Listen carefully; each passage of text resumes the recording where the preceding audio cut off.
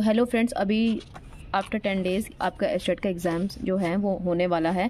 और यहाँ पे मैं बात कर रही हूँ एस्टेट केमिस्ट्री में आप कैसे करो और कहाँ से करो। मैं आपको 10 दिन के अंदर और जितना मैं करा सकती हूँ मैं आपको करा दूँगी और इससे बाहर क्वेश्चंस नहीं आएंगे। मैं आपको ये 100% गारंटी देती हूँ कि आपके क्वेश्चन से बाहर नहीं आएंगे। जो चैप्टर्स मैं करा दूँगी उनसे बाहर तो एक भी नहीं आएंगे और बाकी अगर कुछ रह भी जाते हैं तो मैं आपको बता दूँगी कैसे कैसे करना है आपको। आप आराम से मतलब अच्छे नंबर ले सकते हो यहाँ पर। तो सबसे पहले हमारे पास जो चैप्टर स्टार्ट है वो सॉलिड स्टेट स्टार्ट है। मैं एक बात और बताना चाहूँगी आपको कि यहाँ पे मैं बिल्कुल भी आपको बेसिक से स्टार्ट नहीं करने वाली हूँ। मैं स्मार्ट स्टडी करनी है और 10 दिन के अंदर केमिस्ट्री का सिलेबस जिसने नहीं किया है उसको कंप्लीट करा सकें और ताकि वो आराम से 45-50 मार्क्स आराम से ले सके। तो दोस्तों अभी सिर्फ रिवीजन टाइम है, यहाँ बेसिक्स को समझाने का टाइम नहीं है। तो सॉलिड स्टेट में आपको कोई फालतू की चीज़ें नहीं पढ़नी कि सॉलिड की कैरेक्टरिस्टिक्स क्या होती हैं क्या नहीं होती, आपको नहीं पढ़नी है।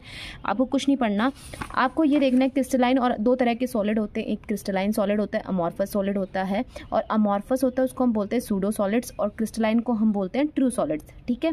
या फिर इसको हम बोलते हैं अमॉर्फस को सुपर कूल्ड लिक्विड। इसका एक एग्जांपल जो है अगर हम देखें, सिलिका एक ऐसा एग्जांपल है जो क्रिस्टलाइन सॉलिड्स की तरह भी बिहेव करता है और अमॉर्फस में भी जो है वो बिहेव करता है। हाँ, तो जैसे हमने एग्जाम्पल ले लिया सिलिका। सिलिका के अंदर हम बोलेंगे सिलिका जो होता है वो दोनों फॉर्म में एग्जिस्ट करता है, क्रिस्टलाइन फॉर्म में भी एग्जिस्ट करता है और अमॉर्फस फॉर्म में भी एग्जिस्ट करता है। तो क्रिस्टलाइन में कौन सा कहेंगे हम कि क्वार्ट्ज जो होता है वो एक टिपिकल एग्जाम्पल होता है क्रिस्टलाइन सिलिका का। और अमॉर्फस में आपने सिलिका ले लिया। सिलिका कैसा होता है, फ्लफी वाइट पाउडर होता है, ठीक है।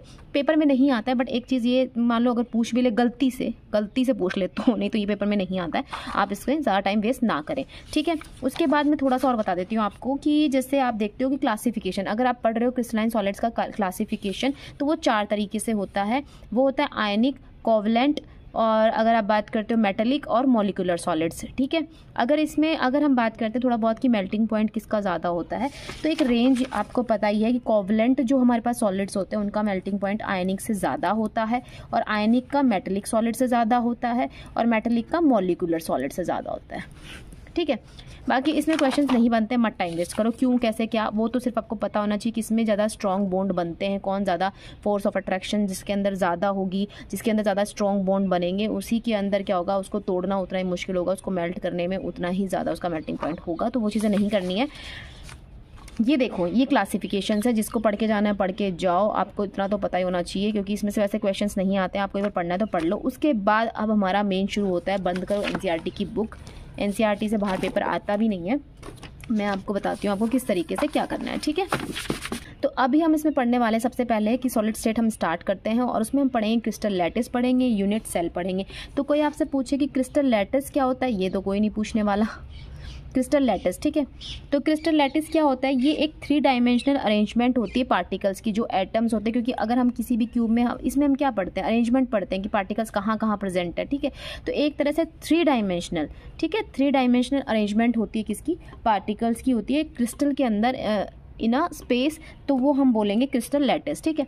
अब जैसे हमने बोल दिया बहुत सारी ईंटें मिलके क्या करती है, एक दीवार बनाती है। तो ठीक है, उसके सबसे यूनिट जो बेसिक्स जो यूनिट सेल जो यूनिट है वो क्या होती है, एक सिंगल ईंट होती है। एक सिंगल ईंट से फिर दूसरी ईंट अटैच करो, फिर तीसरी, ऐसे करके एक पूरी दीवार बनती है। इसी तरीके से एक छोटा सा जो ईंट जो है इसके अंदर उसको हम बोल देंगे यूनिट सेल, ठीक है। इसीलिए क्रिस्टल लैटिस जो पूरा का पूरा एक आपने क्यूब तैयार कर ली तो बहुत सारी छोटी छोटी यूनिट सेल से, ऐसे छोटी छोटी क्यूब से मिलकर ये पूरी बड़ी एक क्रिस्टल लैटिस तैयार हुआ है। तो जो बिल्कुल इसका बेसिक है, जो बेस्ड जो यूनिट है वो क्या होगी, उसकी यूनिट सेल होगा। तो यहाँ से हम पढ़ते हैं types of unit cell.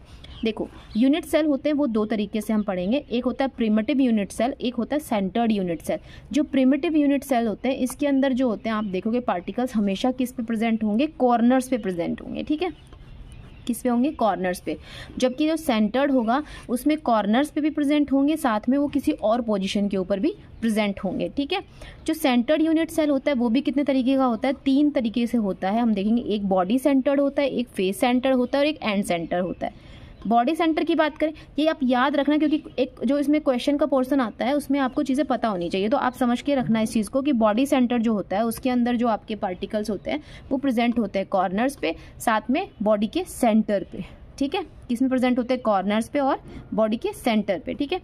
Face centre में कहाँ प्रेजेंट होते हैं, कॉर्नर्स पे, और हर सेंटर ऑफ ईच फेस जो फेस होता है उसके सेंटर पे प्रेजेंट होते हैं। एंड सेंटर में कहाँ होते हैं, कॉर्नर्स पे तो होंगे ही होंगे, साथ में किस में होंगे, वो centre of any 2 opposite faces के सेंटर पे प्रेजेंट होते हैं, ठीक है।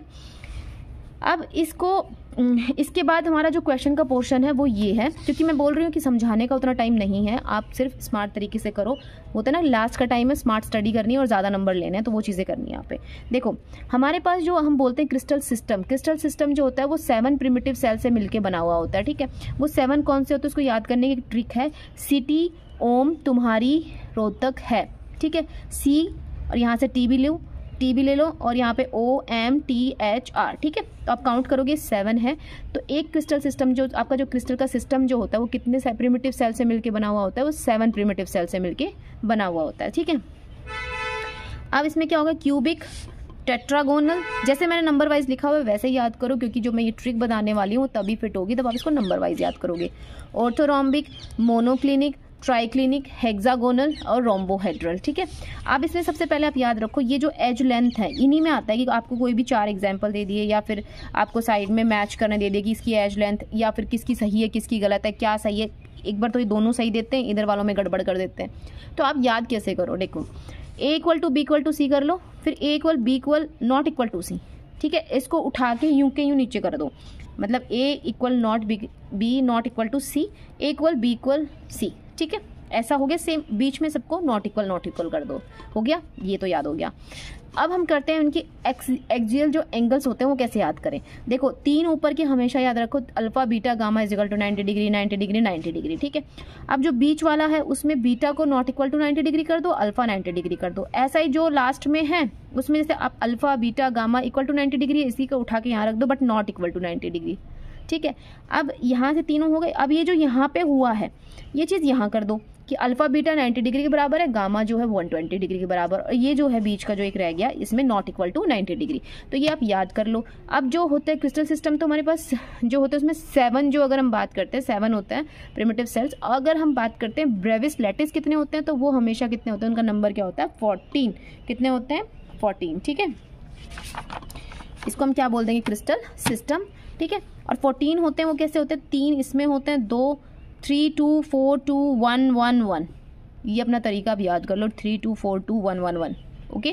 तो अब याद कर लो इसको। ये कोई नहीं पूछेगा इसमें सिंपल, क्यूबिक, BCC, FCC ऐसा कुछ नहीं पूछने वाला, पर मैंने यहाँ पे पूरा लिख दिया है ताकि आपको कुछ रह ना जाए। तो ये नहीं पूछते, यहाँ तक ही पूछते हैं, बट एक बार इसको कर लो, 3 2 4 2 1 1 1 कर लो, ठीक है। अब हम बात करते हैं इसमें नेक्स्ट पोर्शन। देखो ब्रेविस लैटिस अगर हम बात करें कितने होते हैं, यहाँ पे अगर हमें बात किए तो 14 होते हैं। अब हमारे पास जो मेन जो है यहाँ से समझने का है, क्योंकि यहाँ से क्वेश्चन बनता है, आपको समझ में आएगा तभी आप क्वेश्चन करोगे, अदरवाइज नहीं कर पाओगे, ठीक है। ये देखो समझना एक बार प्लीज। तो कैलकुलेशन करते हैं। देखो आपको आना चाहिए कि हर यूनिट सेल में अगर हम बात करें तो कितने एटम्स प्रेजेंट होते हैं, ठीक है। Calculation of number of atoms in each unit cell, तो आप कैसे निकालोगे। एक होता है आपके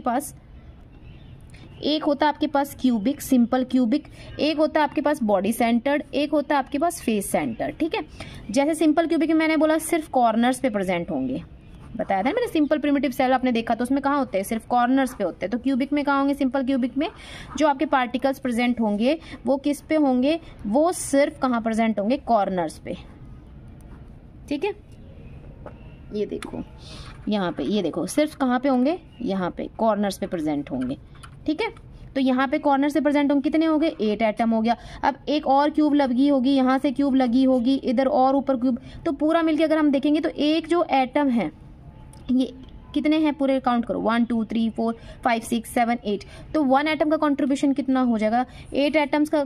एक यूनिट सेल में कितने एटम, नंबर ऑफ एटम्स कैसे निकालोगे आप, तो आप बोलोगे इसमें 8 एटम है और कंट्रीब्यूशन एक एटम का कितना होगा, 1/8 हो जाएगा।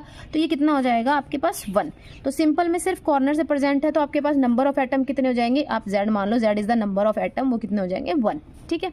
BCC में अभी हमने पढ़ा था कि BCC में कहाँ प्रेजेंट होते हैं, मैंने इसीलिए बोला था याद रखो। BCC में कहाँ होते हैं, कॉर्नर्स पे और बॉडी के सेंटर पे, ठीक है। तो ये क्या हो गया आपके पास, एक क्यूब हो गई। ये देखो यहाँ पे अगर हम बात करते हैं तो आप बोलोगे किस में प्रेजेंट होते हैं, कॉर्नर्स पे। ये देखो कॉर्नर्स पे प्रेजेंट है, ठीक है। और दूसरा ये कहाँ पे प्रेजेंट होगा, एक होगा इसके पूरी जो ये पूरी क्यूब है इसके सेंटर पे, ठीक है। सेंटर पे। तो कॉर्नर्स में जो होगा, कॉर्नर्स का वही एक एटम का कंट्रीब्यूशन 1/8। अब प्लस कर दो, बॉडी के सेंटर पे कितना है 1, ए की बॉडी सेंटर में कितना होता है हमेशा 1 एटम होता है। तो यहाँ पे कितने आ गए टोटल 2। तो Z कितना आ गया इसके लिए 2 आ गया। अगर हम फेस सेंटर की बात करें तो इसमें मैंने क्या बोला था, कॉर्नर्स पे प्लस फेस के सेंटर पे प्रेजेंट होगा। ठीक है, अब ये क्यूब है, देखो और पूरी क्यूब बनी नहीं है ताकि आपको समझ में आए। एक क्यूब का जो है ये पूरा एक फेस हो गया, ये क्या हो गया दूसरा फेस हो गया। ठीक है, तो एक जो इस फेस के सेंटर पे ये प्रेजेंट है, इस फेस के सेंटर पे यहाँ पे प्रेजेंट है। ऐसा यहाँ पे जब आप इसको ज्वाइन करोगे तो पूरा एक ये फेस बन जाएगा ना ये वाला फेस। तो इसके बीच कहाँ होगा, सेंटर पे प्रेजेंट होगा। जब आप ये वाला ज्वाइन कर दोगे तो फिर ये एक फेस बन जाएगा, इसके सेंटर पे होगा। और देखो एक ये सामने, एक ये सामने, एक ये इधर और एक ये इधर। अब ये क्यूब ऊपर नीचे से खुली रह जाएगी अगर आपने इसको बंद नहीं किया। तो यहाँ से भी आपने देखो एक और फेज हो गया ये भी, और एक फेज क्या हो गया नीचे हो गया। तो एक एटम यहाँ पे और एक एटम यहाँ पे। अगर आप बात करते हो एक क्यूब में तो कितने फेस हो गए टोटल, 6 फेस हो गए। ठीक है, और हर फेस के ऊपर एक एक एटम प्रेजेंट है। और अगर इसके एक फेस के ऊपर एक और क्यूब रख दें यहाँ पे इसके ऊपर, तो ये एटम जो है उस क्यूब में भी शेयर होगा। तो कितना हो गया, एक एटम का कंट्रीब्यूशन कितना हो जाएगा 1/2। फेस की बात करते हैं तो कितना होगा 1/2। अब कॉर्नर्स पे तो मैंने बोला था 8 × 1/8 रहेगा। फेस पे कितने होते हैं 6 फेस होते हैं, और एक एटम का कंट्रीब्यूशन क्या होगा 1/2। तो आप इसको सॉल्व करोगे तो कितना होगा, ये 3 हो जाएगा, यहाँ पे 1, तो 1 + 3 कितना होगा 4। तो Z कितना आ गया इसके लिए 4। तो number of atom present in unit cell in FCC में क्या होगा 4 होंगे। ठीक है, तो ये मैंने सिंपल एक टेबल बना दी कि इस तरीके से याद रखो कि सिंपल क्यूबिक में 1 हो गया, बॉडी सेंटर में 2 एंड फेस सेंटर में 4 हो गए। ठीक है, ये सिर्फ याद रखो एक क्यूबिक क्रिस्टल की जो नंबर ऑफ जो एलिमेंट ऑफ सिमेट्री होती है कितनी होती है, उसमें टोटल 23 होता है। गलती से अगर आ जाए तो, गलती बहुत बोलती है, कुछ चीज़ें गलती से ही आती है वरना आती ही नहीं है। ठीक है, अगर पैकिंग की बात करते हैं तो क्लोज पैकिंग अगर हम देखते हैं क्रिस्टल के अंदर पैकिंग्स हम देख रहे हैं किस तरीके से वो जो एटम्स हैं पार्टिकल्स हैं वो सारे के सारे उस क्यूब में किस तरीके से वो अरेंज हैं, किस तरीके से वो पैक्ड हैं। तो पैकिंग होती है जैसे हेक्सागोनल क्लोज पैकिंग होती है, FCC या क्यूबिक क्लोज पैकिंग होती है। तो किस तरीके से एक तरह के A एटम होते हैं, कुछ B होते हैं, तो किस तरीके की किस टाइप की पैकिंग होती है। तो इसमें AB टाइप होता है, इसमें ABC टाइप होता है। बस इतना ही ध्यान रखो, मत उस पैकिंग को पूरा पढ़ो जाके, मत पढ़ो। अब ये टेबल है, इस टेबल से क्वेश्चन आता है। ठीक है, देखो सिंपल क्यूबिक यूनिट सेल है, एक FCC है, FCC में आप CCP भी मान लो और HCP भी ले लो। ठीक है, और यहाँ पे क्या होगा BCC हो गया। इनके अंदर क्या होगा Z कितना होगा 4 होगा। BCC के अंदर बॉडी सेंटर में हमने निकाला Z की वैल्यू क्या थी 2 और सिंपल में क्या थी Z की वैल्यू 1। ठीक है, अब क्वेश्चन आता है पैकिंग एफिशिएंसी का। आप सॉल्व मत करो कि आप NCERT में पूरी पैकिंग एफिशिएंसी जाके सॉल्व कर रहे हो किस तरीके से निकलेगी, नहीं। आप सिर्फ याद रखो कि सिंपल में भाई सिंपल लोग है 50% सिंपल है, 50% ऐसे हैं, तो 50-50 याद रखो, 52.4 याद रखो। FCC में जैसे F है, ठीक है, F का अगर इधर मुंह कर दोगे ऐसे कर दोगे तो 7 बन गया। तो कितना हो जाएगा, इसको ट्रिक्स है थोड़ा सा याद करने की। तो ये कितना हो जाएगा 74%। BCC में B बन रहा है तो B का क्या हो जाएगा 68%। इस तरीके से आप इसको सिर्फ याद रखो। कोऑर्डिनेशन सिंपल में हमेशा 6 होता है, FCC में हमेशा 12 होता है और BCC में 8 होता है। चाहे वो FCC पैकिंग हो, CCP पैकिंग हो या HCP पैकिंग हो, उसमें कोऑर्डिनेशन नंबर 12 ही रहेगा। और सबसे जो एफिशिएंट पैकिंग कौन सी होती है, जितनी % ज़्यादा होगी पैकिंग एफिशिएंसी जितनी ज़्यादा होगी वो उतना ही एफिशिएंट होगा। तो ये 74% जो है इसका ये मोर एफिशिएंट है। अगर कभी क्वेश्चन में आ गया कि पैकिंग एफिशिएंसी को इसके वो इंक्रीजिंग या डिक्रीजिंग ऑर्डर में लिखो किसकी ज़्यादा है किसकी कम है, तो आप वही देखो वैल्यू जिसकी % ज़्यादा है ये रखी ना, पैकिंग एफिशिएंसी की % ज़्यादा है उतना ही वो एफिशिएंटली उतने अच्छे से उसमें वो पैक्ड होगा। तो ये आप कर सकते हो। ठीक है, अब जो क्वेश्चन बनता है एक आता है ये डिस्टेंस वाला क्वेश्चन। ठीक है, इसमें आप पूरा सॉल्व मत करो, इसमें देखो R की वैल्यू, रेडियस वैल्यू कितनी होती है। अगर आप सिंपल इतना याद रखो, जो R की वैल्यू सिंपल क्यूबिक के लिए होती है वो होती है 1a/2। जो अगर ये है सिंपल क्यूबिक के लिए, अगर FCC की बात करते हैं और BCC की, FCC में R की वैल्यू होती है a/2√2। B में जैसे B बन रहा है तो इसका ये हटा दो तो ये 3 सा बन गया ना, 3 ऐसे, तो 3√a/4, तो √3a/4 हो गई इसकी।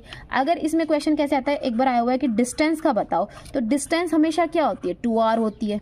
जब दो रेडियस, अब मान लो ये पूरी डिस्टेंस है, ये सेंटर है, इसके इधर ये रेडियस और इधर ये रेडियस, 2r मिलके क्या बनाता है D बनाता है।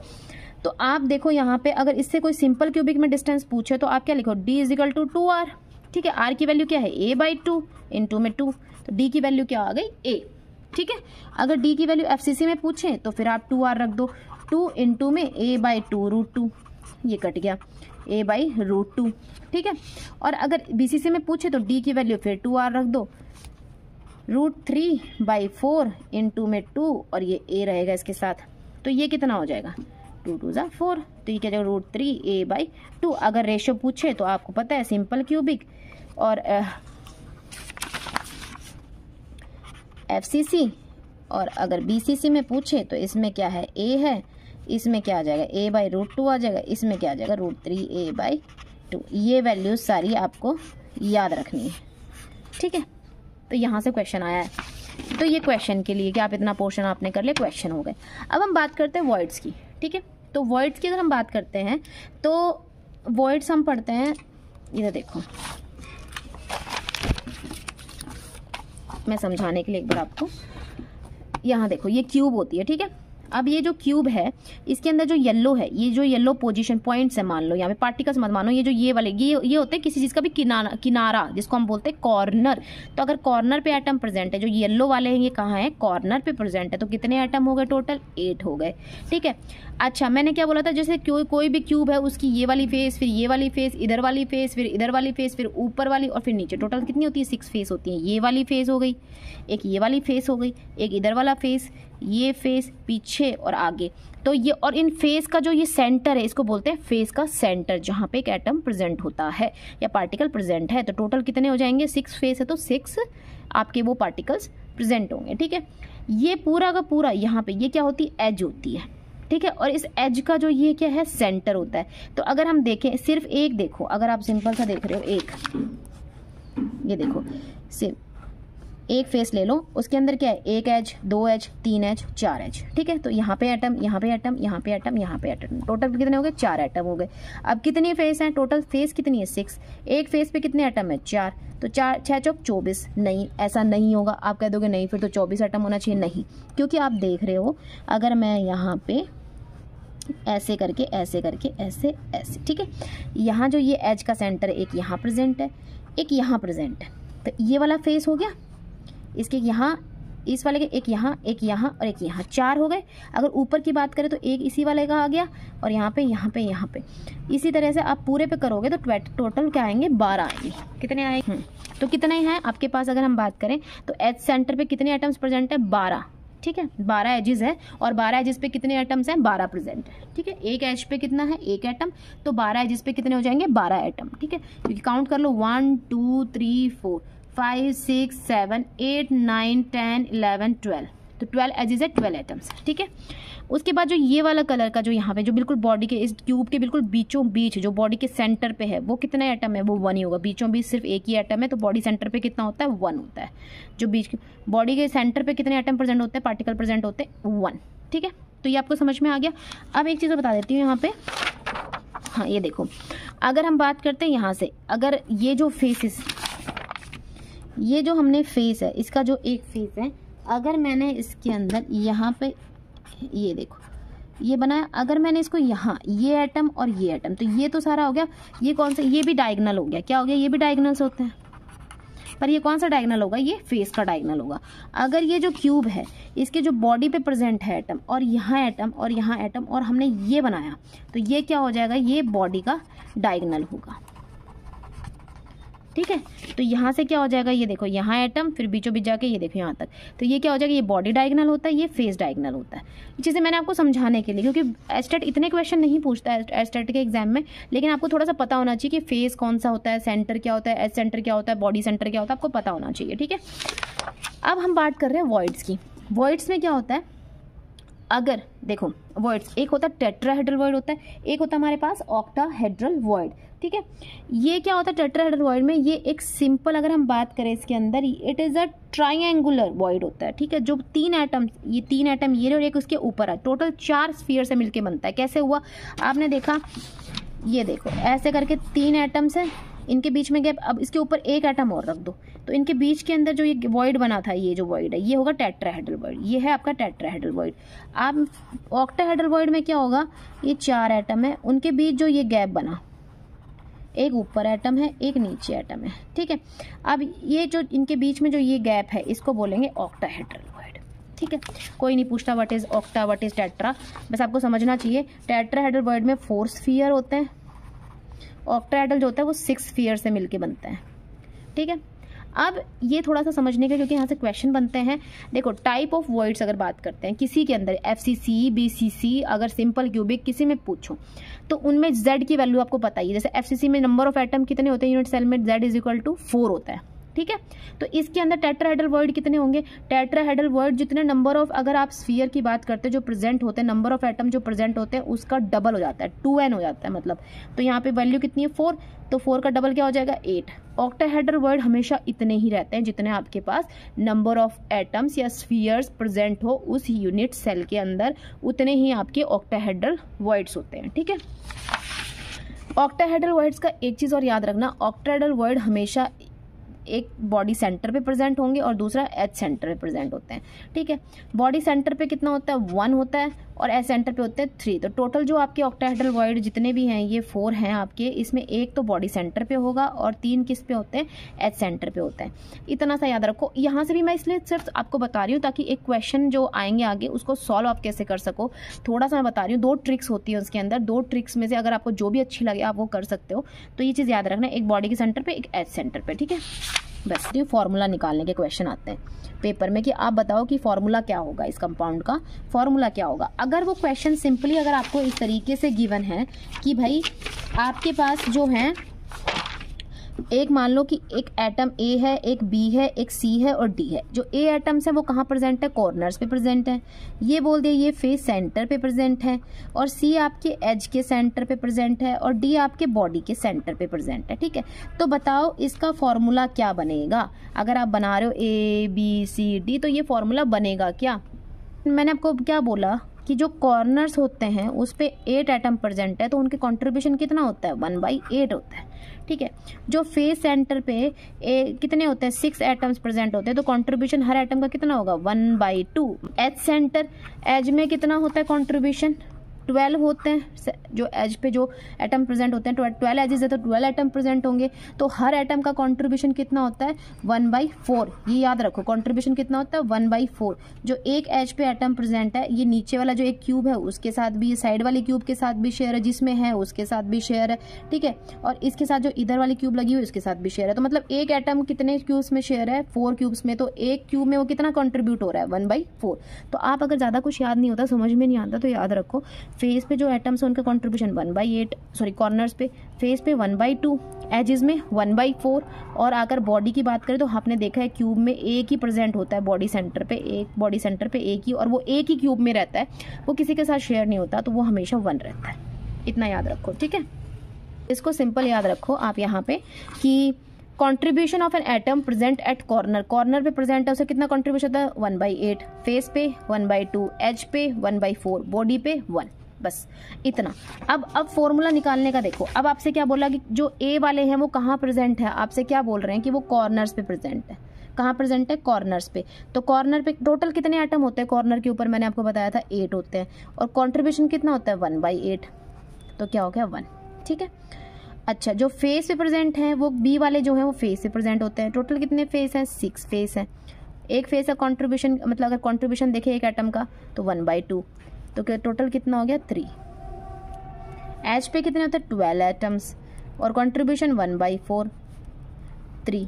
बॉडी सेंटर क्या होता है 1, तो कंट्रीब्यूशन भी 1, तो वो 1 हो जाएगा। अब फॉर्मूला क्या बन गया, ए का क्या वैल्यू है 1, बी क्या हो गया 3, सी 3 और ये 1। ये आपके पास फॉर्मूला निकल के आ गया। तो एस्टेट में इसी तरीके से अगर आपको क्वेश्चन आ जाए तो आप सॉल्व करके आप ऐसे फॉर्मूला बना सकते हो। लेकिन एस्टेट वाले क्या करते हैं, इतना सिंपल तरीके से नहीं पूछते। वो पूछते सिंपल ही है बट थोड़ा सा फॉर्मूला पूछने के आप कैसे पूछेंगे, वो वॉइड्स को देके पूछते हैं, ठीक है। वो कैसे करते हैं, उसको करने का तरीका ये होता है कि मैं आपको 2 चीजें लिखवा देती हूँ तो कैसे क्वेश्चंस आते हैं। जैसे कि आपको एक क्वेश्चन दिया, आपके पास एक क्वेश्चन है कि एक कंपाउंड है जो फॉर्म्ड होता है 2 एलिमेंट से, एक एक्स एलिमेंट से और एक वाई एलिमेंट से। कि एक कंपाउंड है जो आपका किससे बनता है, एक 2 एटम से मिलके बनता है, एक एक्स एलिमेंट से मिलके बनता है और एक वाई एलिमेंट के एटम से मिलके बनता है, ठीक है।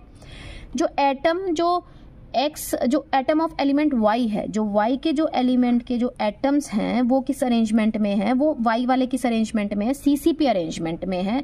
और जो एक्स वाले हैं वो जो कैटायंस हैं वो किस में प्रेजेंट है, वो ऑक्टाहेड्रल वर्ड्स में प्रेजेंट है। तो आप हमें फॉर्मूला बना के दिखाओ कि इसका फॉर्मूला क्या होगा। देखो इसकी सिंपल ट्रिक है, इसके दो मेथड्स हैं, ठीक है, दो मेथड है। एक होता है मेथड 1 याद रखो, और एक होता है मेथड 2। और मैं हमेशा जो फॉलो करती हूँ वो मेथड 2 को फॉलो करती हूँ, बिल्कुल सिंपल और शॉर्ट है।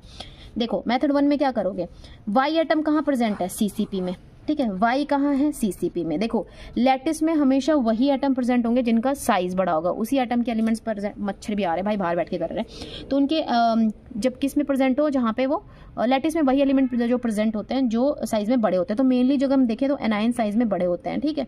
सिंपल याद रखो कि अगर जो गिवन है वाई किस में है, सीसीपी में, और सीसीपी में मतलब मैंने बोला था एफसीसी, सीसीपी, एससीपी, उसमें हमेशा क्या होता है, एटम्स कहाँ प्रेजेंट होते हैं, कॉर्नर्स पे प्रेजेंट होते हैं और फेस पे प्रेजेंट होते हैं, ठीक है। जो कॉर्नर्स पे होते हैं वो कहाँ पे होते हैं, उनका कंट्रीब्यूशन क्या होता है, 8 × 1/8, और फेस पे क्या होता है 6 × 1/2 is equal to total atom कितने आ गए, 4 आ गए। आप करते हो ना, मैंने पीछे बताया, उसको करो जल्दी से, ठीक है। अब देखो जो एक्स है वो कहाँ प्रेजेंट है, ऑक्टाहेड्रल वर्ड्स में प्रेजेंट है। और मैंने आपको क्या बोला था कि ऑक्टाहेड्रल में याद रखो, एक ऑक्टाहेड्रल कहाँ हो, एक तो बॉडी सेंटर पे हो सकता है, दूसरा एस सेंटर पे होगा, ठीक है। अगर हम बात करते हैं बॉडी सेंटर पे, तो एक्स जो है बॉडी सेंटर पे हमेशा 1 ही एटम होता है, तो 1 का कंट्रीब्यूशन 1 + 1, 1 × 1। अच्छा जो एज पे प्रेजेंट होगा तो 12 एजेस में 12 एजेस है तो 12 एटम से कंट्रीब्यूशन 1/4, 3। ये कितना आ गया, 4। इसकी वैल्यू भी क्या आ गई, 4। और वहाँ पे y की वैल्यू भी क्या आई, 4। तो फॉर्मूला क्या बनेगा, x और y का 4, 4। तो 4 से 4 क्या रेशियो आ जाएगा, x y 1:1 ही आ जाएगा, ठीक है। ये फॉर्मूला आ गया। एक तो आप इस मेथड से कर सकते हो। दूसरा आपके पास मेथड जो मैं बता रही हूँ शॉर्टकट, उसमें आप क्या करोगे, देखो हमेशा याद रखना जो एटम आपके पास गिवन है कि भाई ये वाले जो प्रेजेंट है इस वाली पैकिंग में प्रेजेंट है, ठीक है। मान लो बोल दिया कि आपके पास वो सीसीपी में है या बोल दिया बीसीसी में है, जिस पैकिंग में जो एटम्स गिवन है, तो आप मान लो कि let number of Y atom जो सीसीपी में है वो कितने हैं, n मान लो। और एक चीज और ध्यान रखना, आपने n माना, ठीक है। एक चीज और दिमाग में रखना कि जितने आपने यहाँ पे जो नंबर माने उतने ही ऑक्टाहेड्रल वर्ड होते हैं, n, ठीक है। अच्छा और जो बाकी दूसरे एटम होंगे वो फिर किस में प्रेजेंट होंगे। अब अगर गिवन है टेट्राहेड्रल वर्ड तो ठीक है, लेकिन यहाँ पे क्या गिवन है कि वो भी ऑक्टाहेड्रल वर्ड में प्रेजेंट है। तो एक्स एटम कितने हैं, वो भी n थे, वो किस में प्रेजेंट है, ऑक्टाहेड्रल वर्ड में n। तो x और y दोनों n हो गए, तो रेशियो क्या हो गया, x रेशियो y, ठीक है। एक्स वाई फॉर्मूला बन गया, क्या बन गया, एक्स वाई। एक तो ये ट्रिक है, एक ये ट्रिक है। एक क्वेश्चन और करा देती हूँ ताकि आपको ये क्लियर हो जाए ये चीजें, ये होता कैसे है, ठीक है, ठीक है। दूसरे क्वेश्चन में अगर मैं आपको बताती हूँ इसमें एक कि आपके पास मैंने एक क्वेश्चन दे दिया, ये देखो एक क्वेश्चन है कि जो बी एटम्स है वो है सीसीपी अरेंजमेंट में, ठीक है। और जो एटम ए है वो प्रेजेंट है टेट्राहेड्रल वॉइड में, ठीक है, सीसीपी अरेंजमेंट और टेट्राहेड्रल वॉइड में।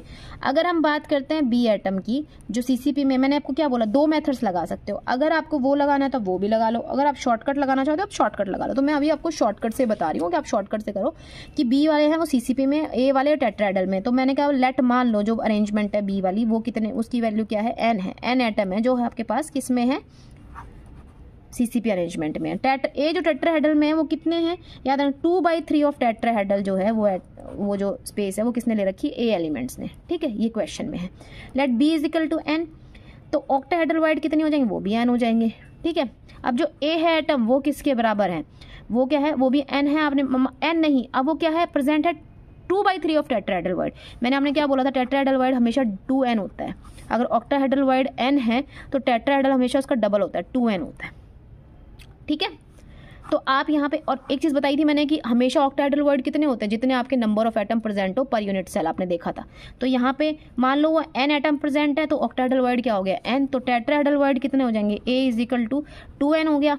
तो 2n मल्टीप्लाई 2/3 ऑफ 2n हो गया, क्योंकि आपको वैल्यू दे रखी है 2/3 of tetrahedral words. Tetrahedral word कितने थे, 2n थे, इसका 2/3 लिख लो, तो ये क्या हो जाएगा 4n/3, ठीक है। अच्छा अब बी प्रेजेंट है, बी कितने हो, बी क्या है, ऑक्टाहेड्रल वर्ड में टोटल कितने हैं, एन। तो ए और बी का फॉर्मूला क्या होगा, आपने बी की वैल्यू क्या है 4n/3 और बी की वैल्यू क्या, सॉरी ए की वैल्यू ये हो गई और बी की वैल्यू n। और अगर आप इसको करोगे तो ए बी, 4n यहाँ रखो, ये 3 यहाँ ले जाओ, 3n हो गया, n से n कट गया, फॉर्मूला हो गया A फॉर B3। ये देख लो। तो मैं ये बोल रही हूँ, इस पे क्वेश्चंस आते हैं, ये फॉर्मूले इतने सिंपल, ये क्वेश्चंस इतने सिंपल होते हैं, इस पे सच में एस्टेट में क्वेश्चन आता है। और ये मेनली ऑक्टाहेड्रल, ये जो सॉरी वॉइड्स वाले क्वेश्चंस हैं ये आते हैं। तो आप इसको इस तरीके से सॉल्व करो, ये सिंपल वाली ट्रिक लगाओ और आप इस क्वेश्चन को सॉल्व कर लो। तो क्वेश्चंस मैंने बता दी जो क्वेश्चन आते हैं पेपर में किस तरीके से सॉल्व करना है। नेक्स्ट हम चलते हैं कि radius small R tetrahedral voids किसके बराबर होता है, 0.225 आर। स्मॉल आर का मतलब होता है, ये होता है रेडियस ऑफ बिगर एटम्स, जो बड़े एटम्स होते हैं ना, बिगर एटम्स जो होते हैं उनका रेडियस होता है, ठीक है। और जो ये वाला आर होता है, ये होता है radius of sphere in close packing.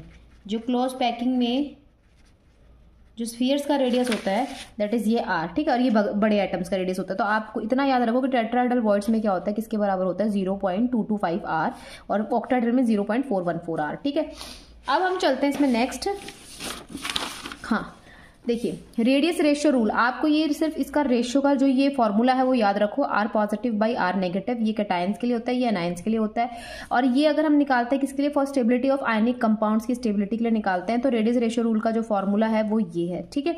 अब इसमें एक टेबल मैंने बना दी है, इस टेबल के अंदर आप पढ़ोगे कि आपके पास रेडियस रेशियो गिवन है 0.155 से 0.225, 2.225 से 0.414, 0.4114 से 0.732, 0.732 से 1 तक, ठीक है। अगर रेशियो आपको इसके बीच में गिवन है, ये गिवन है तो कोऑर्डिनेशन नंबर 3 होगा, ये गिवन है तो 4, फिर ये गिवन है 6, ये गिवन है 8। अगर 3 होगा, ज्योमेट्री जो होगा इसका स्ट्रक्चर जो होगा वो कैसा होगा, प्लेनर ट्रायंगुलर, ठीक है। और अगर 4 होगा तो कैसा होगा, टेट्राहेड्रल। और अगर 6 होगा तो ऑक्टा, 8 होगा तो बॉडी सेंटर, ठीक है। और ये एक एक एग्जाम्पल्स है, ये याद रखो, ये वाला याद रखो, ठीक है। और मैं फिर से एक चीज़ रिपीट कर रही हूँ कि सिर्फ मैं अभी एस्टेट में टाइम नहीं है, इसीलिए मैं आपको सिर्फ मोटी मोटी चीज़ें बता रही हूँ कि आप इसको याद रखो। जिन्होंने नहीं भी कर पाए कुछ चैप्टर्स, या जैसे मान लो किसी ने सॉलिड स्टेट नहीं किया है तो उसको समझ में आ जाएगा, इतना कर लो। ज़्यादा उसको डीप में समझने की ज़रूरत नहीं है क्योंकि ना तो टाइम है और स्मार्ट स्टडी करनी है, क्योंकि पेपर क्लियर करना है। अभी पेपर क्लियर करने पे फोकस रहना चाहिए रेदर देन उसको समझने पे ज़्यादा। जो चीज़ें समझने की जहाँ से क्वेश्चन कैसे सोल्व होंगे वो मैंने आपको समझा दिया है। अब ये जो है ये थोड़ा सा याद रखो कि ए बी टाइप जो होता है वो किस में, आयनिक क्रिस्टल्स की अगर टाइप पढ़ते हो तो A B type, AB2 type होता है और A2B टाइप होता है, ठीक है। अगर आप ए बी टाइप पढ़ते हो तो जब आप AB टाइप पढ़ते हो इसके अंदर NaCl, ZnS, CHCl हो गया, ठीक है। अब इसमें कोऑर्डिनेशन नंबर, NaCl का 6 होता है, CHCl का 8 होता है, इसका 4 होता है। नंबर ऑफ एटम्स इसमें 4 होता है, इसमें 4 होता है, इसमें क्या होता है 1 होता है। इससे क्या पता चल रहा है 4 है, तो मतलब एक तरह से हम कह सकते हैं ये FCC में है। 1 है तो ये बॉडी सेंटर्ड भी हो सकता है, ऐसा कहोगे? हाँ नहीं, वो हम बाद में सॉल्व करेंगे, ठीक है, ठीक है। अब AB2 टाइप जो होता है वो फ्लोराइड हो गया, जैसे CaF2 हो गया। इसके अंदर अगर आप देखते हो कोऑर्डिनेशन नंबर तो कैल्शियम का 8 होता है, फ्लोरीन का 4 होता है। इसमें आप देखोगे तो ऐसे होता है। तो यहाँ से ये याद कर लो ये टेबल, ठीक है। ये बहुत छोटी सी मैंने टेबल दे दी, आप इसको याद कर लो, ठीक है। यहाँ से क्वेश्चन अभी नहीं आया है। हाँ अब हम जानते हैं कि कोऑर्डिनेशन नंबर जो होता है, जैसे NaCl का 6 कोऑर्डिनेशन नंबर है, CHCl का 8 कोऑर्डिनेशन नंबर है। तो कोऑर्डिनेशन नंबर को अगर हम देखते हैं कि टेम्परेचर या प्रेशर का इफेक्ट देखते हैं कोऑर्डिनेशन नंबर पे तो क्या पड़ता है, ठीक है। तो जब हम एक चीज़ आप इसमें याद रखना कि जैसे ही हम प्रेशर को बढ़ा देंगे, तो कोऑर्डिनेशन नंबर बढ़ जाता है, ठीक है। NaCl जो 6 है वो कितना हो जाएगा यहाँ पे कोऑर्डिनेशन नंबर से 8। तो प्रेशर बढ़ाओगे तो क्या होगा, कोऑर्डिनेशन नंबर बढ़ जाता है। लेकिन अगर आप टेम्परेचर बढ़ाते हो तो कोऑर्डिनेशन नंबर घट जाता है। क्यों, कैसे नहीं समझना है यहाँ पे, सिर्फ इसको फटाफट करना है, ठीक है। ये ऑर्डर होता है। सबसे ज्यादा अगर वॉइड्स का साइज देखते हो वो क्यूबिक का होता है, फिर ऑक्टा का होता है, फिर टेट्रा का, फिर ट्राइगोनल का। आप इस टेबल में देख लो, this is for tetra, octa, ठीक है, ये ट्राइगोनल, और सबसे ज्यादा किसका होता है, क्यूबिक का। यहाँ पे ये याद रख लो, ठीक है। अब उसके बाद आता है कि हाँ, पिछली बार एक क्वेश्चन आया था कि जब हम एक्सरे स्टडी करते हैं क्रिस्टल स्ट्रक्चर की तो किस तरीके से पार्टिकल्स के बीच में डिस्टेंस कैसी होती है, कहाँ वो किस तरीके से अरेंज होता है, पूरा का पूरा उसमें डिफ्रैक्शन वैल्यू क्या आती है, वो सब हम ब्रैग इक्वेशन से निकालते हैं। तो पूरी ब्रैग इक्वेशन पढ़ने की बजाय आप इसको करो कि ये फॉर्मूला याद कर लो यहाँ से, n lambda is equal to 2d sine theta, क्योंकि क्वेश्चन जो होता है उसमें डायरेक्ट उसमें क्वेश्चन था कि ब्रैग इक्वेशन क्या थी। तो n lambda is equal to 2d sine theta, इतनी इक्वेशन को याद रखो। अगर n की वैल्यू 1 है तो आप इसको क्या लिख सकते हो, lambda is equal to 2d sine theta, ठीक है। इतना ही करो ब्रैग इक्वेशन में ना। अच्छा अब जो है ये डेंसिटी, अगर unit cell, density of unit cell अगर आप निकालना चाह रहे हो तो उसका फॉर्मूला होता है Z इंटू में M by A cube into में एवोगैड्रो नंबर Na इंटू में 10⁻⁻30। ये सेंटीमीटर में निकाल रहे हैं हम ना इसको। ये फॉर्मूला आप याद रखो। Z होते हैं number of atom per unit cell, की एक यूनिट सेल में कितने एटम प्रेजेंट होते हैं वो Z होता है। ये molecular mass, atomic mass, molecular mass. A cube तो वॉल्यूम होती है, A इज एज लेंथ, ये एवोगैड्रो नंबर होता है। आप डायरेक्ट क्वेश्चन आता है इसमें पुट करो, क्योंकि एस्टेट में क्या होता है कि इतना आपको कैलकुलेटिव क्वेश्चंस नहीं दे सकते क्योंकि टाइम नहीं होता। वहाँ पे क्वेश्चन जो है आपको हिसाब से दिया जाता है कि आप देखो और उसको विद इन 10 सेकेंड में कर दो, ठीक है। तो आप उसमें कैलकुलेशन उतनी ही दी जाती है कि आप जो है उसको कम से कम टाइम में कर सको, ठीक है। तो ज़्यादा टफ इसमें पूछते नहीं है कि नीट वीट लेवल का इसमें आता नहीं है, सबसे सिंपल आता है पेपर। इसीलिए मैं बोल रही हूँ ज़्यादा इसको डिस्क्रिप्शन में ना समझाने के बजाय आप इसको सिंपल चीज़ें समझ लो, यहीं से क्वेश्चन आएगा। ये फॉर्मूला समझ गए, ये फॉर्मूला याद कर लो। Z जो होता है मैंने आपको निकालना सिखाया था कि number of particles per unit cell, आप याद रखो उसको, ठीक है। एंड एवोगैड्रो की वैल्यू यहाँ से याद रखो। देखो ए जो एज लेंथ होती है वो पिकोमीटर में गिवन होती है कई बार आपको ना, है ना। तो उसको सेंटीमीटर में कन्वर्ट करोगे तो कैसे करोगे, A इंटू में 10⁻⁻10 सेंटीमीटर, है ना। अब A क्यूब है तो 10 की पावर कितनी हो जाएगी -30। अब जो आपको गिवन है वैल्यू वो डायरेक्ट पुट कर दो, आपको कन्वर्जन का चक्कर नहीं पड़ेगा, आप डायरेक्ट यहाँ पे पुट कर लो और आपका क्वेश्चन का आंसर आ जाएगा, ठीक है। तो यहाँ तक ये याद रखो। अब हम नेक्स्ट चलते हैं। अब पढ़ते हैं हम इम्परफेक्शन इन सॉलिड्स। यहां से क्वेश्चन बनता है डियर, इम्परफेक्शन इन सॉलिड्स में से क्वेश्चन बनता है, ठीक है। डिफेक्ट, इम्परफेक्शन मतलब एक तरह से उस चीज में डिफेक्ट आ जाना। कोई भी चीज परफेक्ट होती है मतलब सब चीजें उसमें अच्छे से होती हैं। अगर इम्परफेक्शन की बात कर दी तो मतलब कुछ ना कुछ तो उसमें गड़बड़ हुई है। अगर हम सॉलिड्स की बात करते हैं तो हम यहाँ पे क्रिस्टल, लैटिस वैटिस सब पढ़ रहे हैं, तो इम्परफेक्शन होना मतलब वहां पे उसके जो अब देख रहे हो लैटिस साइड्स पे जो अरेंजमेंट है उसमें कुछ गड़बड़ हो जाना, ठीक है। तो वो क्या होता है, इम्परफेक्शन इन सॉलिड्स, ठीक है। ये दो तरह से होता है, एक लाइन डिफेक्ट होता है, एक पॉइंट डिफेक्ट होता है। मैं इसको एक सिंपल फॉर्म में, चार्ट फॉर्म में समझा देती हूँ कि क्वेश्चन कैसे आ जाएगा और आप सीधा यहां से कर दो, ठीक है। जो डिफेक्ट्स होते हैं, ठीक है, ये दो तरह से होते हैं, एक पॉइंट डिफेक्ट और एक होता है आपका लाइन डिफेक्ट। लाइन डिफेक्ट, ठीक है। पॉइंट डिफेक्ट में आप क्या कहोगे कि पॉइंट डिफेक्ट आप बोल सकते हो एक तरह से इरेगुलरिटी आ जाना, जो उसकी एक अच्छी सी जो आइडियल अरेंजमेंट थी उसके अंदर क्या होना, इरेगुलरिटी आ जाना। मतलब एक कह सकते हो कि किसी पर्टिकुलर पॉइंट या एटम, ठीक है, उसके अंदर उसकी जो अरेंजमेंट थी उसके अंदर क्या हो, इरेगुलरिटी आ जाना, ठीक है, उसे क्या कहेंगे, पॉइंट डिफेक्ट, ठीक है। किसी पर्टिकुलर पॉइंट, जैसे इसका नाम उसे समझ में आ रहा है कि किसी पर्टिकुलर पॉइंट जो एटम प्रेजेंट है या कोई उसको पॉइंट बोल दो आप, उसके अंदर क्या आना, इरेगुलरिटी आ जाना, दैट इज पॉइंट डिफेक्ट, ठीक है। इसमें क्या होता है कि जो लैटिस है आपके पास, जो आपके पास लैटिस है उसकी जो पूरी की पूरी जो रो है ना उसके अंदर इरेगुलरिटी आ जाना, दैट इज लाइन डिफेक्ट, ठीक है। अच्छा, पॉइंट डिफेक्ट में देखो कोई डेफिनेशन नहीं पूछता। पॉइंट डिफेक्ट में आता है आपका स्टिकियोमेट्रिक डिफेक्ट और ये आता है नॉन स्टिकियोमेट्रिक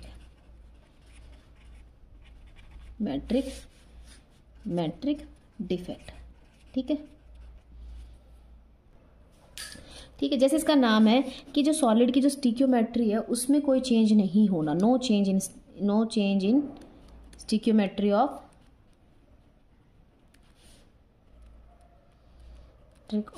सॉलिड्स।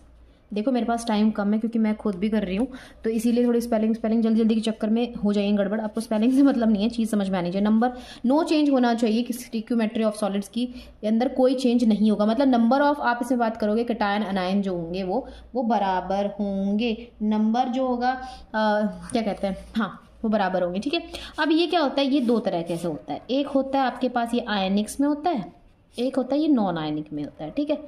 आयनिक में जो होता है वो दो होते हैं, उनका नाम होता है, एक होता है फ्रैंकल डिफेक्ट, एक होता है शॉर्ट की डिफेक्ट, ठीक है। नॉन आयनिक में क्या होता है, वैकेंसी, और यहां पे आप कह सकते हो इंटरस्टिशियल डिफेक्ट, ठीक है। वैकेंसी को हम एक और नाम देते हैं डिसलोकेशन डिफेक्ट।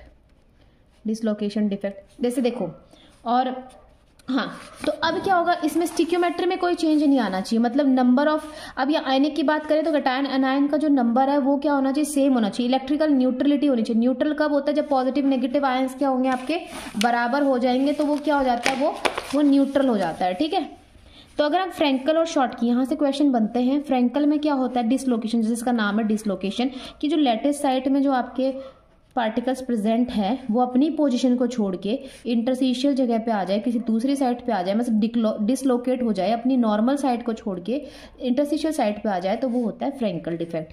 ठीक है, अगर हम बात करते हैं यहाँ पे शॉर्ट के डिफेक्ट की, तो शॉर्ट के डिफेक्ट में क्या होता है कि नंबर ऑफ कैटायन अनायन जो होते हैं, कैटायन और एनायन जो होते हैं वो जो मिसिंग होते हैं वो क्या होता है इसके अंदर, हाँ मिसिंग होते हैं वो क्या होते हैं, इक्वल होते हैं, ताकि इलेक्ट्रिकल न्यूट्रलिटी बनी रहे। अब यहाँ तो मिस हो जाता है, यहाँ पे तो बस सिर्फ उसकी पोजीशन डिसलोकेट होती है, तो यहाँ पे डेंसिटी में कोई चेंज नहीं होगा। डेंसिटी में क्या होगा इसके अंदर, नो चेंज। डेंसिटी में क्या होगा, नो चेंज। ठीक है, और इसमें जो डेंसिटी होगी वो क्या होगी, डिक्रीज हो जाएगी। ठीक है, इन दोनों, ये क्वेश्चन आया हुआ है यहाँ से, और ये दोनों का जो एक कॉमन एग्जाम्पल है दैट इज AGBR। इसका काम है कि ये जो है शॉर्ट की और फ्रैंकल दोनों डिफेक्ट शो करता है। ठीक है, और इसके एग्जाम्पल इन दोनों की ये जो एग्जाम्पल इस पे क्वेश्चन आया है, क्योंकि ये दोनों तरह का शो करता है इसीलिए क्वेश्चन आया हुआ, एक्सेप्शन है इसीलिए क्वेश्चन आया है। बाकी आप याद रखना, जहाँ पे पॉजिटिव और नेगेटिव, ठीक है, जो कैटायन एनायन के अंदर जो साइज डिफरेंस है ना, अगर वो बहुत ज़्यादा होगा तो वो फ्रैंकल, वो एग्जाम्पल्स किसके होंगे, फ्रैंकल के होंगे। अगर जैसे NaCl है, इन दोनों के साइज में डिफरेंस उतना ज़्यादा नहीं है, तो एग्जाम्पल है शॉर्ट की का। बाकी इसमें एग्जाम्पल यही आता है, AGBR आता है। ठीक है, और डेंसिटी का आता है, तो आपको ये याद रखना है। डिफेक्ट में अगर आप बात करते हो, इसके अंदर क्या होता है कि जो उनकी लेटेस्ट की जो साइड्स होती है ना, वो क्या होती है, वो वैकेंट होती है। ठीक है, नाम है तो उसके क्या नाम है, वैकेंट होती है। वैकेंट होगी, इसमें भी डेंसिटी क्या होती है, अच्छा वैकेंट होती है, इसमें भी डेंसिटी क्या हो जाएगी, डिक्रीज हो जाएगी। ठीक है, इसमें क्या होता है, जो आपके पास जो लेटेस्ट साइट्स है उसमें इंटरस्टिशियल साइट्स में प्रेजेंट होंगे। ठीक है, तो इसके अंदर क्या होगा, डेंसिटी इंक्रीज होगी। बस ये पॉइंट याद रखो, इसमें डेंसिटी डिक्रीज, इसमें डेंसिटी इंक्रीज, बस। ज़्यादा कोई डेफिनेशन का इसमें याद रखो मतलब पेपर में नहीं आता है।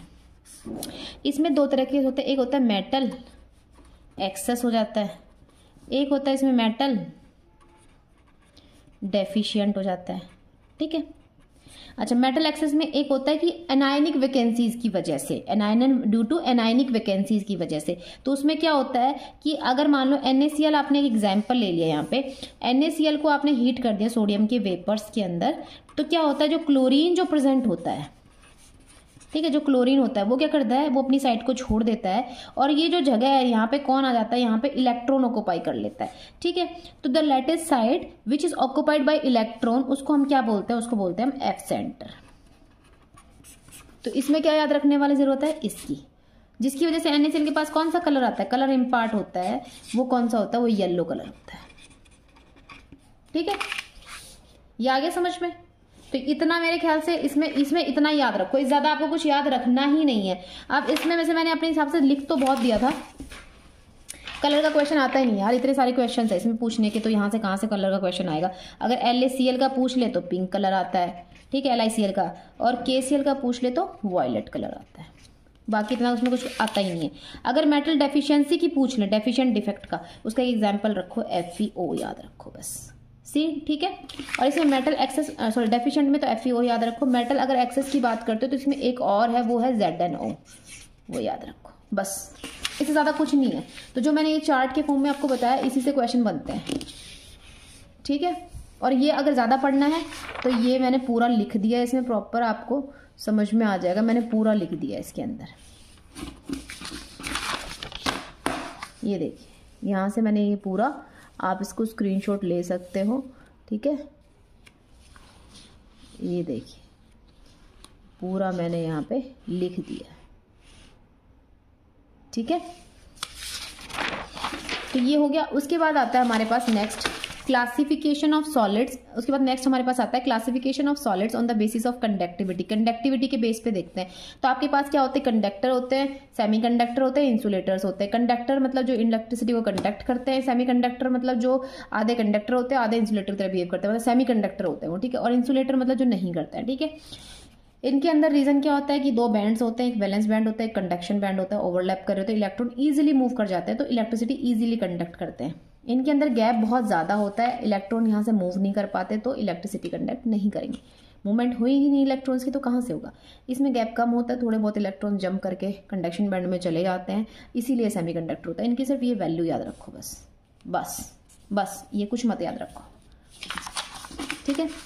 अब नेक्स्ट की हम बात करते हैं, वो बात करते हैं हम डोपिंग की, ठीक है। डोपिंग मतलब किसी भी, अब देखो सेमीकंडक्टर, इंट्रिंसिक सेमीकंडक्टर, सिलिकॉन और जर्मेनियम इंट्रिंसिक सेमीकंडक्टर होते हैं। ये कंडक्टिविटी बहुत कम शो करते हैं, बहुत कम कंडक्टिविटी शो करते हैं। तो ये कंडक्टिविटी थोड़ी ज़्यादा शो करे, उसके लिए हम क्या करते हैं, इसके अंदर डोपिंग करते हैं, मतलब इम्प्योरिटीज़ को ऐड करते हैं उसकी कंडक्टिविटी को बढ़ाने के लिए। कैसे? आपने एन टाइप और पी टाइप सेमीकंडक्टर पढ़े हुए होंगे फिजिक्स में। उसमें क्या होता है, एन टाइप में क्या होता है कि इलेक्ट्रॉन एक्सेस होना। पी टाइप कब बनता है, जब होल बनना, ठीक है, इतना याद रखो। इलेक्ट्रॉन कब एक्सेस होंगे, आपने सिलिकॉन जर्मेनियम ले लिया, ग्रुप 14 के हैं। इसमें जब डोपिंग करो कौन से एलिमेंट्स की, ग्रुप 15 की, क्योंकि उनके पास इसमें 4 उसमें 5, तो कितने इलेक्ट्रॉन, एक इलेक्ट्रॉन एक्स्ट्रा हो जाएगा, फ्री इलेक्ट्रॉन रहेगा तो वो मूव करेगा, ठीक है।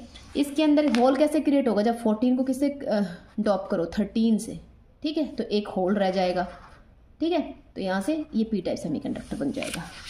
ये इतना ध्यान रखो बस। क्वेश्चन यहाँ से बना था, देखो अगर आप इसको ध्यान से देख रहे हो तो देखो N plus P, N type और पी टाइप मिलके क्या बनाते हैं, डायोड बनाते हैं। डायोड जैसे आप एग्जांपल ले लो, सोलर सेल, ठीक है, रेक्टिफायर होता है, use as a rectifier. Solar cell होता है जहाँ पे क्या होता है, लाइट एनर्जी को किस में कन्वर्ट होती है, वो इलेक्ट्रिकल एनर्जी में। एन पी एन या पी एन पी जो होता है वो ट्रांजिस्टर्स बनाते हैं और वो क्या करते हैं, सिग्नल्स को एम्पलीफाई करते हैं, ठीक है।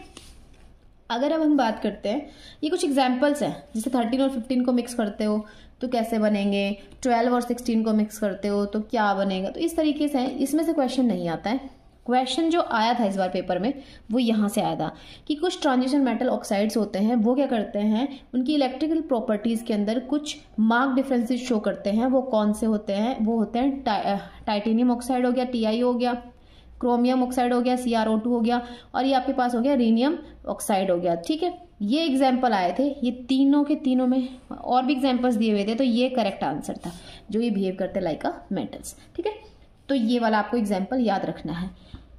ये देखो ReO3, रीनियम ऑक्साइड जो होता है, ये हमेशा मेटेलिक जो कॉपर होता है ना, उसकी तरह कंडक्टिविटी शो करता है, उसी की तरह ये दिखने में भी लगता है। तो अगर ये आ जाए, आप ReO3 को याद रखो कि ReO3 कैसे करता है, मेटेलिक कॉपर की तरह इसकी अपीयरेंस होती है और कंडक्टिविटी होती है। ये आ चुका है, चांस है इसके आने के, या ये आप याद रखो, VO, VO2, VO3, TiO3, ठीक है। ये कुछ मेटेलिक और इंसुलेटिंग प्रॉपर्टीज शो करता है डिपेंडिंग ऑन टेम्परेचर, बस इतना याद रखो।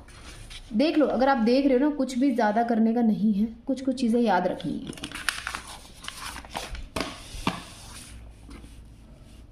अब हम चलते हैं classification of substance on the basis of magnetic properties. Magnetic properties के बेसिस पे हमने क्लासिफाई कर रखा है कुछ सब्सटेंसेस को, ठीक है। एक होता है पैरामैग्नेटिक। पैरामैग्नेटिक वो होता है जिसके पास अगर अनपेयर्ड ऑफ इलेक्ट्रॉन रहे, अगर अनपेयर्ड इलेक्ट्रॉन है तो वो पैरामैग्नेटिक होता है। डायमैग्नेटिक जिसके पास पेयर्ड इलेक्ट्रॉन होते हैं। पैरामैग्नेटिक मैग्नेटिक फील्ड में कैसे बिहेव करता है वो देखो कि जब मैग्नेटिक फील्ड अप्लाई करते हो तो ये वीकली अट्रैक्ट होता है, लेकिन जैसे आपने मैग्नेटिक फील्ड हटा दिया इसके अंदर तो ये अपना मैग्नेटिज्म शो नहीं करता, लूज कर देता है अपना मैग्नेटिज्म, फिर कोई मैग्नेटिज्म ये शो नहीं करता अगर आपने मैग्नेटिक फील्ड इसमें अप्लाई नहीं की। तो इसकी कुछ एग्जांपल्स हैं, ये नहीं आते हैं, अभी क्वेश्चन आया नहीं है। डायमैग्नेटिक की बात करें तो डायमैग्नेटिक में आप बोल सकते हो कि इसके अंदर नो अनपेयर्ड इलेक्ट्रॉन और जीरो मैग्नेटिक मूवमेंट होती है इसकी, ठीक है। फेरोमैग्नेटिक में क्या करते हैं, ये पैरामैग्नेटिज्म शो करता है, सॉरी ये परमानेंट मैग्नेटिज्म शो करता है। अगर चाहे आप मैग्नेटिक फील्ड अप्लाई करो या ना करो, तो फेरोमैग्नेटिक क्या करते हैं, परमानेंट मैग्नेटिज्म शो करते हैं, ठीक है। क्योंकि इसमें जो अनपेयर्ड इलेक्ट्रॉन्स होते हैं ना, वो सारे के सारे एक ही डायरेक्शन में ओरिएंटेड होते हैं, ठीक है। इसके कुछ एग्जांपल्स हैं, ये याद रखो। फेरोमैग्नेटिक परमानेंट मैग्नेटिज्म कौन शो करता है, वो फेरोमैग्नेटिक्स होते हैं। एंटी फेरोमैग्नेटिक जो होता है उसमें हमने एक्सपेक्ट किया था ये कि वो कुछ पैरामैग्नेटिक या फेरोमैग्नेटिक कुछ तो वो उनके अंदर पोजेस करें, बट ऐसा नहीं है। इनकी मैग्नेटिक मूवमेंट जीरो होती है, क्योंकि कुछ से जैसे मान लो 2 इलेक्ट्रॉन्स ऊपर की तरफ डायरेक्शन में उतने नीचे की तरफ हो गए तो कैंसिल आउट हो जाते हैं, तो मैग्नेटिक मूवमेंट क्या हो गया, जीरो हो गया। अगर हम बात करते हैं नेक्स्ट फेरी मैग्नेटिक में, तो फेरीमैग्नेटिक में बात करते हैं तो इसमें भी हमने एक्सपेक्ट किया था कि इसका मैग्नेटिक मूवमेंट काफ़ी ज़्यादा होगा, इसका मैग्नेटिज्म काफ़ी ज़्यादा होगा, लेकिन इसमें भी मैग्नेटिज्म जो है वो बहुत कम है, स्मॉल है, बहुत कम है। तो इसके कुछ एग्जाम्पल्स है, वो ये है। सबसे ज़्यादा मैग्नेटिज्म, परमानेंट मैग्नेटिज्म कौन शो करता है सबसे ज़्यादा? वो फेरोमैग्नेटिक होते हैं। देन क्या होता है? फेरी मैग्नेटिक होता है, इसके पास 0 होता है, फिर पैरामैग्नेटिक होता है, फिर डायमैग्नेटिक होता है। इन दोनों के पास तो 0 0 हो गए, ठीक है। अगर हम जब भी फेरी मैग्नेटिज्म को, याद रखना, फेरी मैग्नेटिज्म को जब भी आप हीट करोगे, ठीक है, और हीटिंग जो फेरामैग्नेटिज्म होता है वो अपना क्या करता है, वो पैरामैग्नेटिक में कन्वर्ट हो जाता है। जो फेरामैग्नेटिक होता है, मैग्नेटिज्म कहाँ जा रहा है, फेरोमैग्नेटिक होता है, वो पैरामैग्नेटिक में कन्वर्ट हो जाता है, ठीक है। क्योंकि मैं भी तैयारी कर रही हूँ ना, थोड़ा सा टाइम की स्पीड बढ़ानी पड़ रही है। देखो, पायरो इलेक्ट्रिक, पीजो इलेक्ट्रिक, कोई क्वेश्चन नहीं आया है, कोई टर्म्स में पूछे तो ये देखना, ये इसको हम बोलते हैं मैकेनिकल इलेक्ट्रिकल ट्रांसड्यूसर। मतलब इलेक्ट्रिसिटी प्रोड्यूस हो रही है किसके? डिस्प्लेसमेंट ऑफ आयंस की वजह से। और वो कैसे डिस्प्लेस हो रहे हैं? जब हम कुछ मैकेनिकल स्ट्रेस अप्लाई कर रहे हैं किसी क्रिस्टल के ऊपर, तो वो क्या करते हैं, इलेक्ट्रिसिटी प्रोड्यूस होती है, तो उसको बोलते हैं पीजो इलेक्ट्रिसिटी। पायरो पूछ ले तो कुछ पोलर क्रिस्टल प्रोड्यूस करते हैं, स्मॉल इलेक्ट्रिक करंट, वो पायरो होता है, बट ये क्वेश्चन नहीं आया है, ठीक है। क्यूरी टेम्परेचर आप ध्यान रखो, इस टेम्परेचर के ऊपर एट विच नो फेरोमैग्नेटिज्म, जब कोई फेरोमैग्नेटिज्म नहीं शो, ठीक है, उसको हम बोलते हैं क्यूरी टेम्परेचर, ठीक है। अब यहां से आता है आपका सिलिकेट्स। सिलिकेट से एक बार क्वेश्चन आया हुआ है, तो मैं इसको बहुत ही सिंपल एक छोटा सा आपको समझाऊंगी, उतना याद रखो, एक ट्रिक से आपको याद कराने वाली हूं मैं, ठीक है। ये देखो, हम बात करते हैं सिलिकेट्स। जो क्वेश्चन सिलिकेट्स में से आया हुआ था, रुक जा, हम बात करते हैं यहाँ पे सिलिकेट्स। जो सिलिकेट से क्वेश्चन बना था उसमें पूछ रखा था कि किस टाइप का सिलिकेट है, तो आपको टाइप याद करना है। देखो, सिलिकेट्स में आप एक जनरल फॉर्मूला याद रख लो, SiO x/2 + y, ठीक है, -y, इतना याद रखो। अब मैं एक बार आपको एक चीज बताती हूँ, जो सिलिकेट्स में जो फॉर्मूला होता है जनरल, एक होता है SiO4 4 नेगेटिव, ठीक है। 8 जब लगते हैं, जब किसी की एसिड का हम क्या बना रहे हो, आयंस बना रहे हो, क्या बना रहे हो, आयंस बना रहे हो। तो सिलिकेट्स जो होता है ये कौन सी एसिड से बनता है? अगर हम बात करें, इसके लिए जो एसिड होती है वो होता है ऑर्थोसिलिक एसिड, ऑर्थोसिलिक एसिड, ठीक है, मतलब H4SiO4, ठीक है। जब आपने उसको हीट किया, 4H आयन निकाल दिए, तो SiO4 4 नेगेटिव, ये इसके एनायंस बन गए, इसको हमने क्या बोलते हैं, सिलिकेट बोल दिया। अच्छा, अब इसमें आपको याद क्या रखना है, आप इसको इतना याद रखो, SI का जो फॉर्मूला, जो स्ट्रक्चर होता है वो ऐसा होता है, ठीक है। अच्छा, यहां से अब ये जो ऑक्सीजन होता है, ये ऑक्सीजन होता है मोनोवैलेंट ऑक्सीजन, ठीक है, और ये ऑक्सीजन होता है डाईवैलेंट ऑक्सीजन। डाईवैलेंट का मतलब हम इसमें क्या कह रहे हैं, अगर आप देख रहे हो कि ये जो ऑक्सीजन है ये शेयर्ड ऑक्सीजन है, ये मतलब दूसरे सिलिकॉन के साथ भी शेयर्ड होगा, शेयर्ड ऑक्सीजन होगा। डाईवैलेंट बोल दो या फिर इसको बोल दो शेयर्ड ऑक्सीजन, ठीक है। और ये वाला ऑक्सीजन जो होगा ये अनशेयर्ड होगा, मतलब इसी वाले सिलिकॉन का होगा, ठीक है। इतना आपको समझ में आ गया। उसके बाद आप एक ये याद रखो, OPCS23, ठीक है। O for ortho, P for pyro, C for cyclic, S for single, 2 for 2D, 3 for 3D, ठीक है। ये टाइप ऑफ सिलिकेट्स है ना, कि आप बोलोगे कि सिलिकेट्स का मतलब ये कौन सा सिलिकेट है, तो ये इनके नाम याद करने की ट्रिक है कि ओम प्रकाश ने सिविल सर्विसेज में 23 रैंक जो है वो लेके आया है, ठीक है। तो O for ortho, P for pyro, C for cyclic, और इसका या फिर सिंगल चेन, 2 फॉर 2D या फिर इसको हम शीट भी बोल सकते हैं, 3 फॉर 3D, ठीक है। अब इसमें क्या याद रखो, इसमें याद रखो यहाँ पे आप नंबर ऑफ डाईवैलेंट ऑक्सीजन याद रखो, और यहाँ पे मोनोवैलेंट जो शेयर ना हो, 0 1 2 3 4, फिर इसको उल्टा यहाँ लिख दो, 1 4 3 2 1 0, ठीक है, दिख रहा होगा, 0 1 2 3 4 4 3 2 1 0, आपको ये याद हो गया, ठीक है। अब मैं इसको बिल्कुल एक छोटे से में लिख देती हूँ। सिलिकेट्स में आपको कितना याद रखना पड़ेगा, सिलिकेट्स में आपको ये याद रखना पड़ेगा, कि ये ऑक्सीजन, ये ऑक्सीजन, ये ऑक्सीजन, जो ये वाली ऑक्सीजन होती है ये वाली, ये होती है मोनोवेलेंट, ये होती है डाईवेलेंट। ठीक है, फिर इसमें याद रखो इसका एक general formula SiO X/2 + Y - Y। ठीक है, फिर आप इसमें एक ट्रिक याद रखो, दैट इज आपने क्या रखी है OPCS2D, ortho pyro cyclic single, ये फिर 2D, ये 3D 3। ठीक है, या फिर इसको शीट भी बोल सकते हो। ठीक है, यहाँ पे डाईवेलेंट ऑक्सीजन लिखोगे, यहाँ पे मोनोवेलेंट ऑक्सीजन। डाईवेलेंट वही 0 1 2 3 4। अब इसका उल्टा यहाँ से लिख दो 4 3 2 1 0। ये टेबल याद हो गई, ये टेबल याद हो गई, ये फॉर्मूला याद हो गया। ठीक है, फिर आपके पास कभी भी अगर कोई क्वेश्चन आता है जिसमें आपको मान लो कुछ भी यहाँ पे वैल्यू दे रखी हो A B कुछ भी, और उसमें से आपको सिलिकेट लगाए O18, आप पूछ ले किस तरीके का सिलिकेट है ना। आप ये देखो सीधा कि इसमें जो ये वाला जो स्ट्रक्चर है, जो ये वाला, इसमें किस रेशियो में है ये Si3 6 3 जा तो O3, ये फॉर्मूला और -3। ठीक है, SiO3 ठीक है, SiO3 हमने कर लिया। अच्छा, SiO3 हो गया, और यहाँ पे अब ये हम सोचेंगे किससे मैच कर रहा है। अभी देखो, अगर आप इसको करोगे तो कैसे करोगे, अब मैं इसको एक सिंपल सा बता रही हूँ, आप इसमें लिख लो यहाँ पे X फॉर डाईवेलेंट, मैंने यहाँ लिखना भूल गई थी सॉरी, और Y फॉर मोनोवेलेंट। ठीक है, ये हो गया।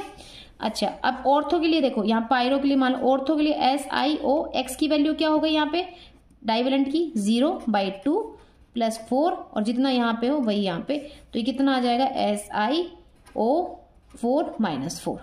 ठीक है, निकल गया यहाँ पे। इसके लिए निकालना चाहोगे तो कैसे निकलेगा SiO, ये क्या है 1/2 + 3 - 3, ये कितना हो जाएगा, इसको सॉल्व करोगे तो ये यहाँ पे आ जाएगा 2, यहाँ पे 1 + 2 7/2, और इसको आप काटोगे तो कितना हो जाएगा 3.5। ठीक है, 3.5, तो यहाँ पे कितना हो जाएगा SiO 3.53। तो ये इसके आसपास कौन सा जा रहा है, इसके आसपास ये, तो ये कौन सा सिलिकेट है, पायरोसिलिकेट। समझ गए आप। तो ये मैं आपको एक चार्ट दे देती हूँ यहाँ पे, जिसे मैंने कर रखा है, आप यहाँ से लिख लो कि किस तरीके से ये सारे ये मैंने आपको लिख के बताया इस तरीके से। और फिर यहाँ पे ये जो X की वैल्यू है, ये X की वैल्यू है, और ये Y की वैल्यू है, किसकी वैल्यू है Y की। ठीक है, और ये X की वैल्यू है, और ये इसमें XY की वैल्यू पुट करोगे तो ये देखो, तो इनके आसपास जितने भी सिलिकेट्स होंगे वो सारे उनके नाम के हिसाब से आप बता दोगे। तो पेपर में इसमें सिंपल सा एक सिलिकेट देंगे, और आप सीधा उसकी XY की वैल्यू पुट करो। आपने जैसे सिंपल, इसमें तो 618 करके दे रखा है, या 3.5 भी आ गया, लेकिन आपको पेपर में बहुत सिंपल सा मिलेगा। तो फ्रेंड्स, आपका सॉलिड स्टेट जो है वो कंप्लीट हो गया है, और बहुत ही कम टाइम में मैंने मतलब ये सारा करा दिया है।